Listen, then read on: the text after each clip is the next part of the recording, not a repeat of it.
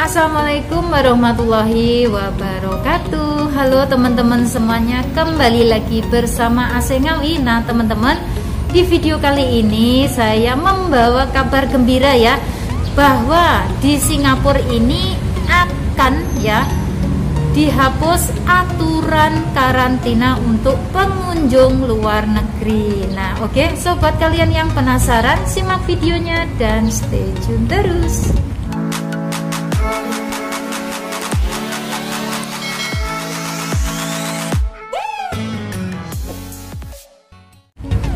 Nah teman-teman, di sini saya mendapatkan informasi ya. Ini semua dituliskan ya, bahwa di Singapura ini akan menghapus aturan karantina dari pengunjung luar negeri ya. Semoga saja ya COVID ini semuanya segera berlalu ya, seperti itu.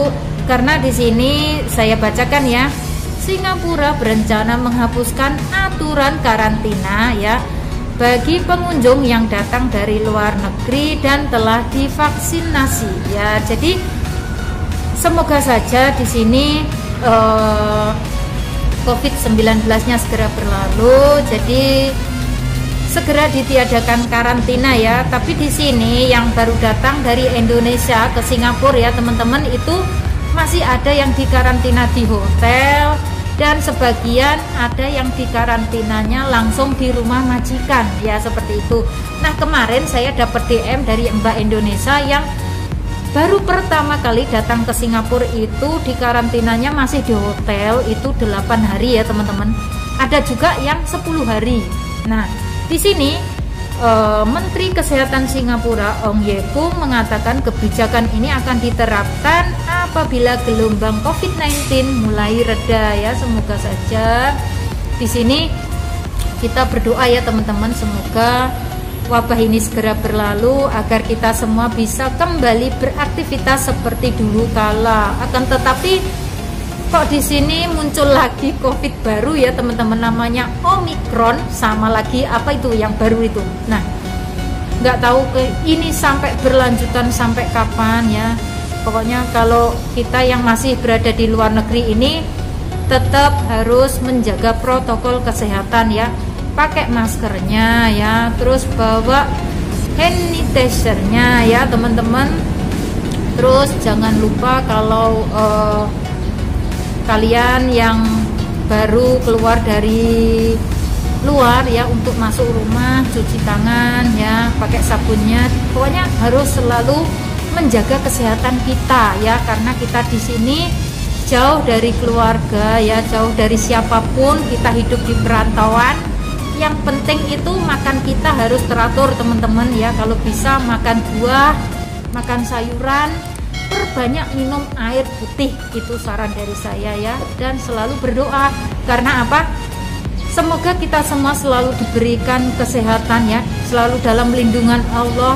Pokoknya itu yang terpenting, karena kita di sini sedang berjuang untuk keluarga kita pastinya ya, sedang berjuang untuk masa depan yang lebih cerah. Sudah pasti kita harus menjaga kesehatan kita di sini ya teman-teman.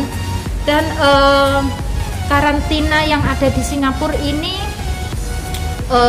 sebagian kenapa ya maksudnya nggak masuk ke hotel semua, karena kemungkinan ya teman-teman dari majikan kalian itu nggak perlu masuk hotel. Karena apa?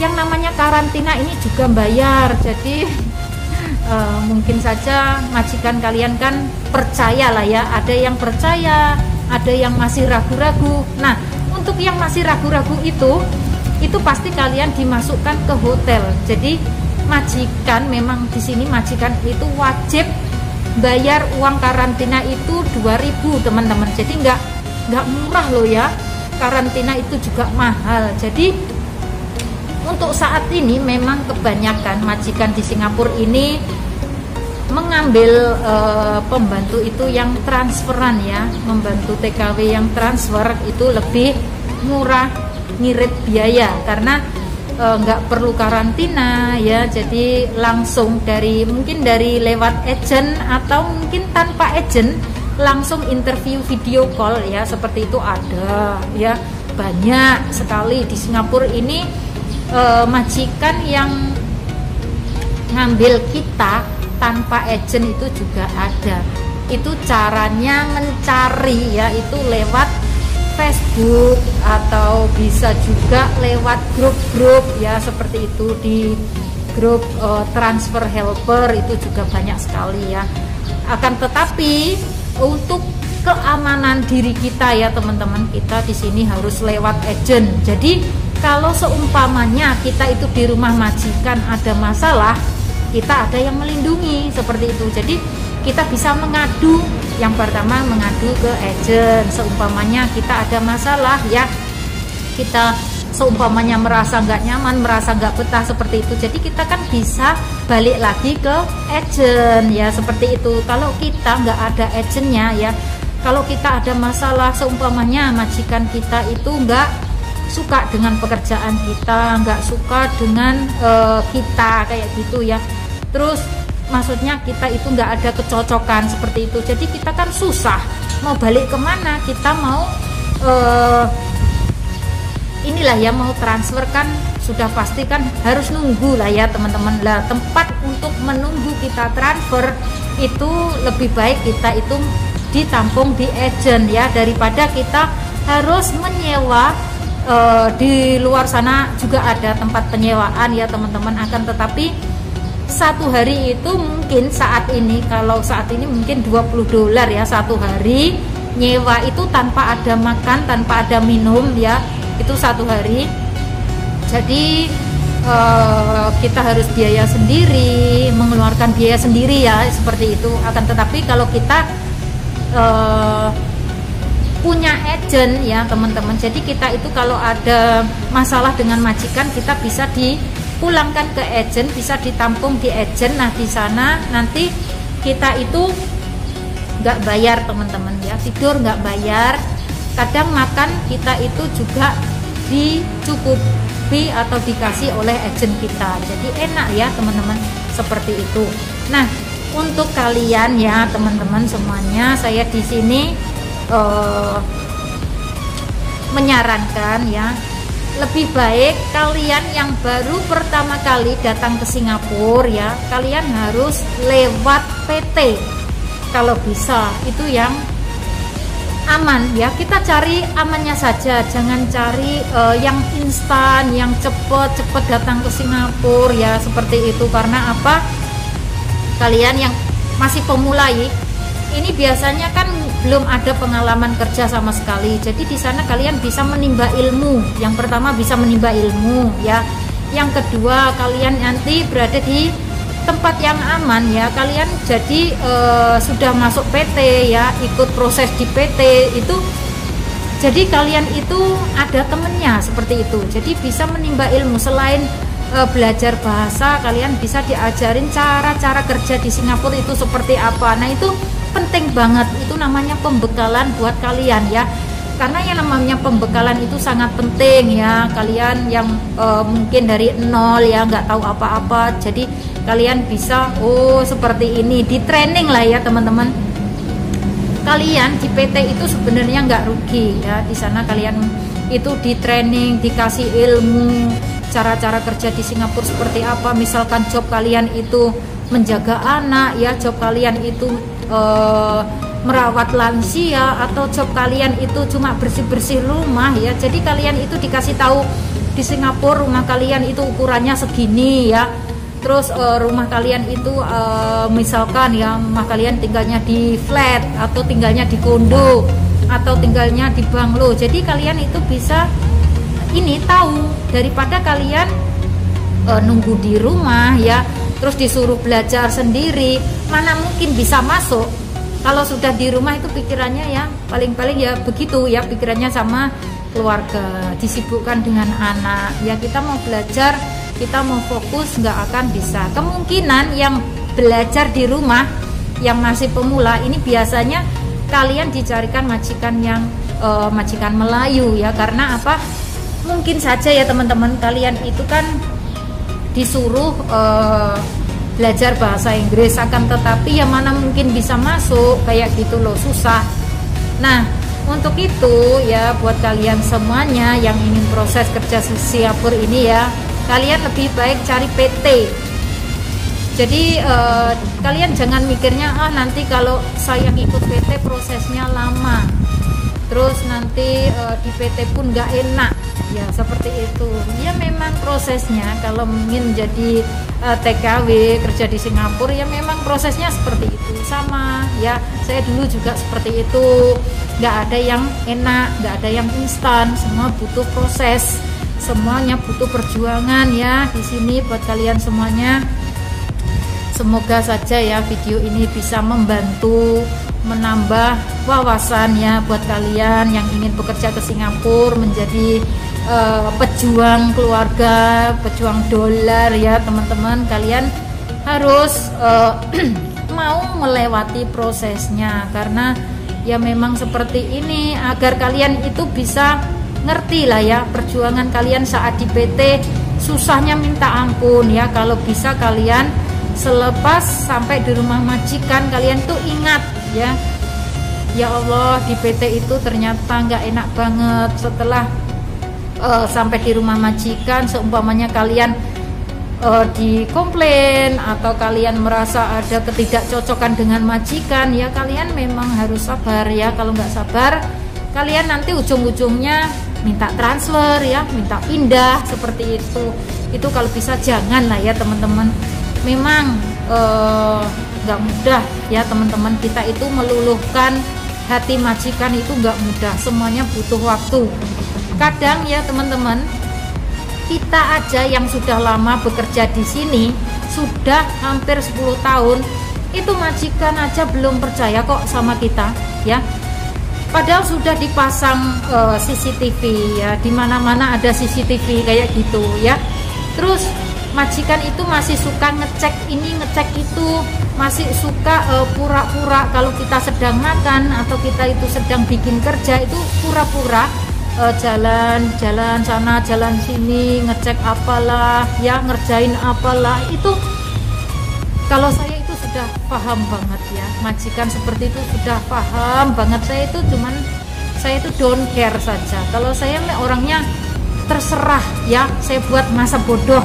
Yang penting saya bekerja, yang penting saya jujur, saya bekerja itu tulus ya. Kalau memang saya itu bekerja di rumah majikan ya teman-teman, kalau saya merasa lapar, kalau saya merasa haus ya, itu saya selalu mementingkan untuk minum, mementingkan untuk makan, mementingkan untuk nyemil dulu. Kalau ditanya sama majikan, kenapa kamu makan? Ya ini namanya isi perut dulu, perut saya keroncongan, butuh diisi.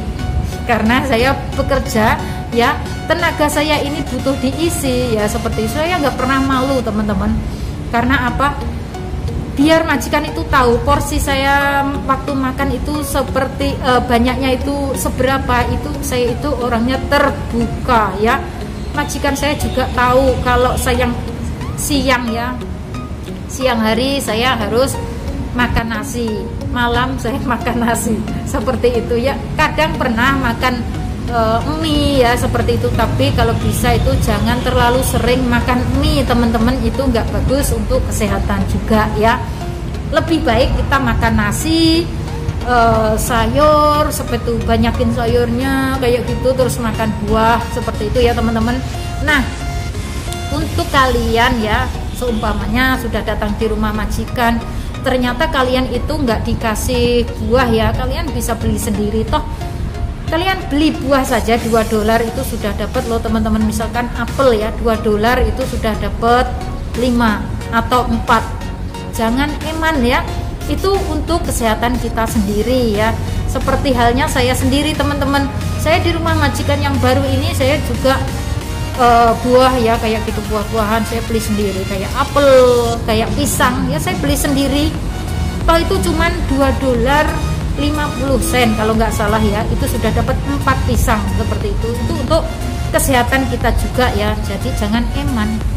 Saya taruh di dalam kamar, seumpamanya ya majikan saya tahu atau majikan saya ngecek, saya mah orangnya don't care ya. Yang penting saya nggak nyuri ya, saya ini beli sendiri, uang saya sendiri ya, saya makan sendiri seperti itu ya. Pokoknya saya di sini saya memang orangnya seperti itu teman-teman. Yang saya ini sudah bekerja lama, ngikut majikan, nggak 1 2 3 ya, sudah banyak majikan. Jadi saya orangnya don't care, yang penting saya itu orangnya jujur kalau bekerja di rumah majikan ya. Majikan mau naruh CCTV di mana ya terserah. Saya nggak takut CCTV ya, saya hanya takut sama Allah. Saya itu lebih fokus sama Allah ya teman-teman. Kalau saat saya bekerja, memang saya itu bekerja sambil istighfar ya, seperti itu dalam batin ya. Kadang saya umi sendiri seperti itu biar saya itu ayem teman-teman ya. Meski saya sini jauh dari keluarga, sebenarnya ada rasa kangen dengan anak, akan tetapi karena masih terikat dengan kontrak ya, masih finishnya itu masih insya Allah tahun depan ya. Tahun depan sudah finish kontrak, cepet banget ya teman-teman. Padahal baru kemarin lanjut kontrak di majikan yang ini, kok tahun depan sudah finish kontrak 2 tahun, cepet banget. Kalau kita itu di sini merasa nyaman ya, mendapatkan majikan yang baik, waktu itu bergulir dengan cepat sekali. Kalau kita mendapatkan majikan yang kurang tepat lah ya, nggak baik kayak gitu, majikan nggak ada kecocokan dengan kita kayak gitu, pasti waktu itu bergulir itu sangat pelan sekali, dan itu akan membuat kita merasa nggak nyaman, nggak betah, kayak kita itu pengen pindah seperti itu.